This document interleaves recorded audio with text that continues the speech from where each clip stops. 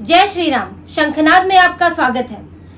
संसद सत्र के पहले ही दिन आज राहुल गांधी को लोकसभा से मुंह छिपाकर भागना पड़ा। उनकी बोलती बंद हो गई। पत्रकारों के सवालों का उनके पास जवाब नहीं था।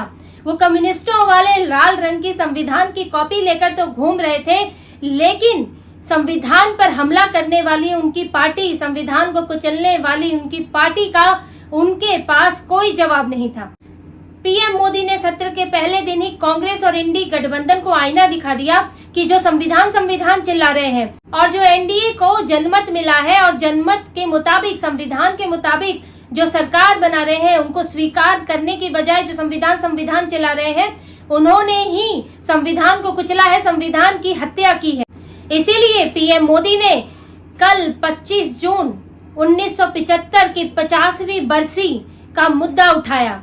उन्होंने बताया कि इसी दिन जो है देश का काला दिन था, इमरजेंसी लगी थी और वो कालिख जो है आज तक लगी है, लेकिन दोबारा ऐसा ना हो इसकी कोशिश होनी चाहिए।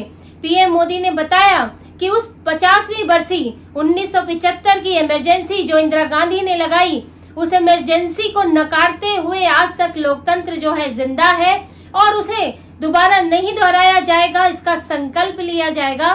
और ये वो 50 साल उन्होंने याद दिलाए, वो इमरजेंसी के याद 21 महीने उन्होंने याद दिलाए। राहुल गांधी अपनी कार में बैठकर मीडिया से बड़ी बड़ी बातें कर रहे थे कि हम संविधान को बदलने नहीं देंगे, पीएम मोदी को रोक देंगे, इसलिए हम ये कॉपी लेकर आए हैं। लेकिन जैसे ही पत्रकार ने सवाल पूछा कि कल 25 जून है, इमरजेंसी का दिन है, पीएम मोदी ने इसे काला दिन कहा है, आप इस पर क्या कहेंगे?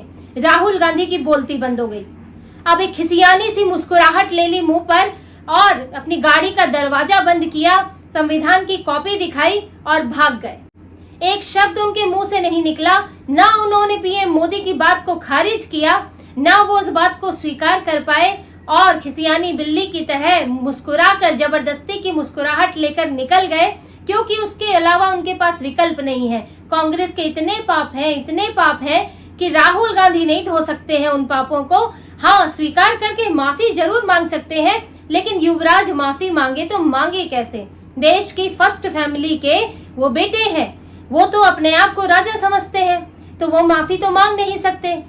क्योंकि जो पार्टी रोज कह रही है कि हम संविधान को नहीं बदलने देंगे, संविधान पर हमला स्वीकार नहीं है, वो पार्टी राहुल गांधी क्या ये स्वीकार नहीं कर सकते कि इमरजेंसी गलत थी?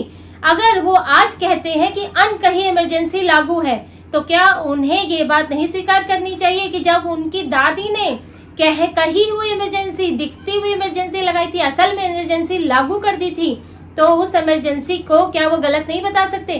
क्या आपको ये नहीं कहना चाहिए कि हाँ, हमारी दादी ने गलत किया, हम उसे स्वीकारते हैं और देश से माफी मांगते हैं? लेकिन नहीं, हमारी दादी ने तो इमरजेंसी लगाकर गलत नहीं किया, लेकिन पीएम मोदी जो जनमत से सरकार चला रहे हैं वो गलत है। यही हाल मल्लिकार्जुन खड़गे का है।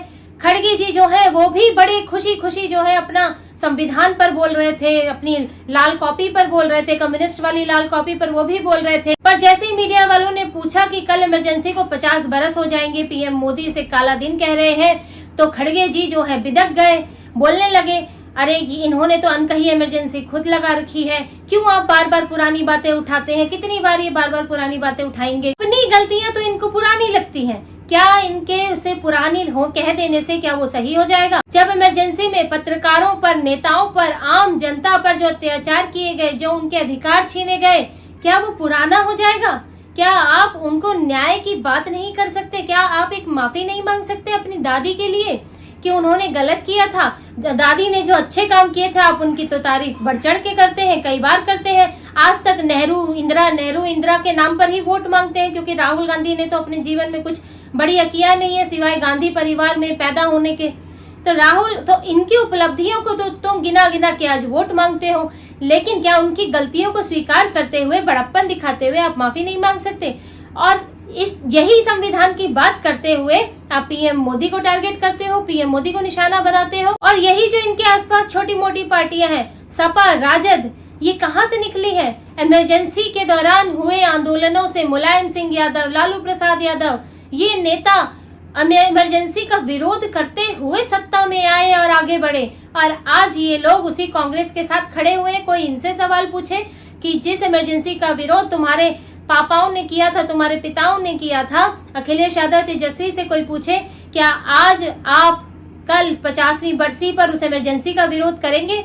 इनके पास कोई जवाब नहीं होगा, क्योंकि ये सब मौके परस्त हैं। इनको तब जिस चीज में फायदा था ये उस तरफ हो गए, और आज जिस चीज में फायदा है आज उस तरफ हो गए। आज कांग्रेस के साथ यह असामान्य और बेतुका गठबंधन बनाकर ये पार्टी ये कुछ सीटें हासिल करना चाहते हैं, ये अपनी राजनीतिक प्रासंगिकता बनाए रखना चाहते हैं, और इसीलिए ये कुछ भी करने को तैयार है। चाहे उससे इनके विचारधारा तो इनकी कोई है ही नहीं, चोर लुटेरे वाली इनकी प्रवृत्ति है कि जहां मिला वहां से लूट लो, जहां मिला वहां से कुछ ना कुछ हासिल कर लो, बस किसी तरह सत्ता में बने रहो। और ये अब साफ दिखता है। और पीएम मोदी ने एक बेहतरीन एक ऐसा मुद्दा उठाया जिसके विपक्ष को कल्पना नहीं थी, सोच नहीं पा रहे थे कि आज वो पहले दिन जब संबोधित करेंगे तो सीधे इमरजेंसी की बात करेंगे।